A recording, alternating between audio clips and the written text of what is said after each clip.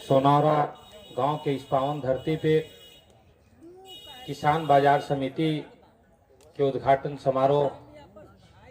की अध्यक्षता और संचालन कर रहे बैरिया पंचायत के सम्मानित मुखिया प्रतिनिधि भाई उपेंद्र मेहता जी, आज के कार्यक्रम के उद्घाटन करता और औरंगाबाद से चल करके आए हुए सम्मानित पूर्व विधायक आदरणीय अभिभावक सुरेश मेहता जी, हम लोगों के बीच यहाँ पर उपस्थित आज के मुख्य अतिथि और इस नवीनगर प्रखंड के सम्मानित प्रखंड प्रमुख चित्रा गुप्ता जी, हम लोगों के बीच यहाँ पर उपस्थित सम्मानित मुखिया प्रतिनिधि और जदयू के वरिष्ठ नेता आदरणीय अशोक मेहता जी,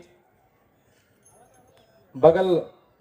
में कंचनपुर पंचायत के सम्मानित मुखिया भाई बसंत जी, टेंगरा पंचायत के मुखिया भाई अरुण जी, जिस पंचायत में आज हम सभी लोग खड़े हैं इस पंचायत के सम्मानित मुखिया भाई चीना राम जी, सोरी पंचायत के सम्मानित पैक्स अध्यक्ष बड़े भाई सत्येंद्र यादव जी, डॉक्टर हरिद्वार जी, हमारे साथ चल करके आए हुए जदयू के वरिष्ठ नेता आदरणीय अभिभावक जनेंद्र सिंह कुशवाहा जी,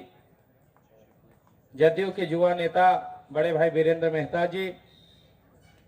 सोरी पंचायत के सम्मानित पूर्व पंचायत समिति सदस्य बड़े भाई राजनारायण जी,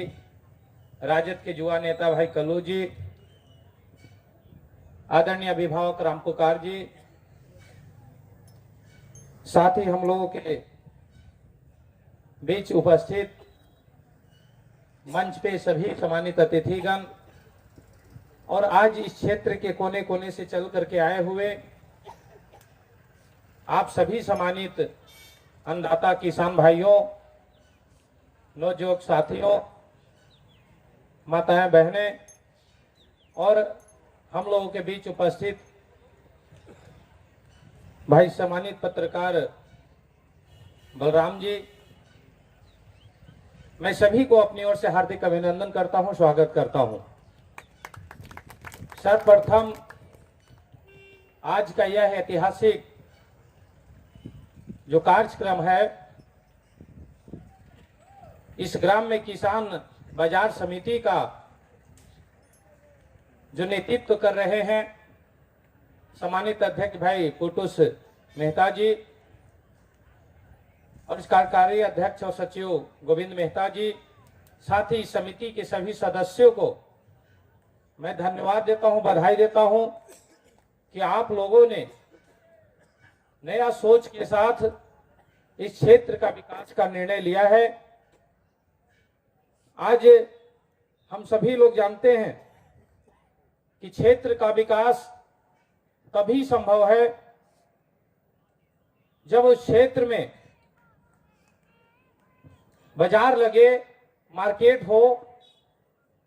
भिन्न भिन्न तरह की दुकानें हो, तभी उस क्षेत्र का विकास होता है।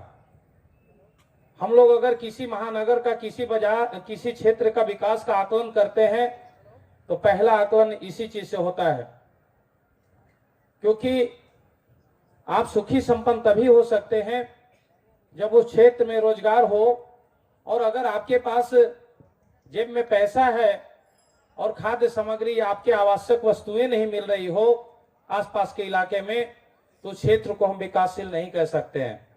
और इस बात को हमारे नवयुवक साथी समझे हैं और आज यह ऐतिहासिक निर्णय लेते हुए इस क्षेत्र में आज किसान बाजार समिति के तहत इस बाजार का उद्घाटन करवा रहे हैं। इसके लिए मैं आप तमाम लोगों को बहुत बहुत बधाई देता हूं और शुभकामना देता हूं कि निश्चित तौर पर जो आपका यह साहसिक और ऐतिहासिक निर्णय है, निश्चित तौर पर आप इसमें सफल होंगे। साथियों, हमारे पूर्व के वक्ता लोग किसान भाई के बारे में बता रहे थे, निश्चित तौर पर हमारे गार्जियन रोहन बाबू भी बता रहे थे कि इस देश में 80% लोग किसान हैं और खेती करते हैं, बाकी 20% लोग ही हैं जो कि शहरों में रहकर गुजारा करते हैं। इन अन्नदाता भाइयों के लिए जो वो मेहनत करते हैं, अपने खून पसीना बहाते हैं, उनको उस हिसाब से विकास नहीं हो पाता, उनको मुनाफा नहीं मिल पाता है। उसका बहुत बड़ा अगर कारण है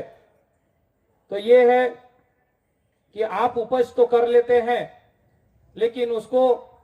बेचने के लिए सही मार्केट नहीं मिलता है, और जिसके कारण आपको सही रेट नहीं मिल पाता है। आप धान, बगल में धान का फसल लगा है, धान का जब उपज होता है तो 16 रुपए, 18 रुपए, 20 रुपए तक आपका